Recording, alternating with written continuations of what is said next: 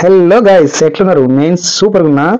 So విషయం ఏంటంటే, మనం చిన్నగా ఉన్నప్పుడు అంటే ఆ, ఆ, ఏంది తిరుగుతూ తిరుగుతూ మనం past 10-15 years back, 20 years back, 30 years back వెళ్ళినట్టయితే, సో మనకు ఊర విష్కలు అనేవి ఉండేటి అనమాట. పిట్టలు, ఊర విష్కలు అంటారు. అంటే తెలంగాణ భాషలో మామాండలికంలో అట్లా అంటాము. సో ఈ పిట్టలు అనేది ఎట్లా అంటే, సో ఇక్కడ ఫోటో ఇస్తా చూడండి. సో ఎక్కడ కూడా ముఖ్య నగరాల్లో ఈ పిట్టలు కనిపించట్లేదు అనమాట.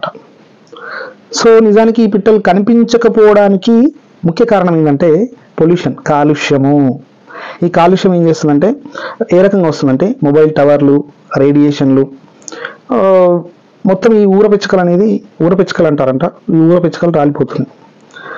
సో అక్కడక్కడ మేజర్గా ఊర్లోకి వెళ్ళినప్పుడు మాత్రమే అవి కనిపిస్తాయి. ఎక్కడైతే ఎన్వైరన్మెంట్ కరెక్ట్గా ఉందో అక్కడ కనిపిస్తాయి.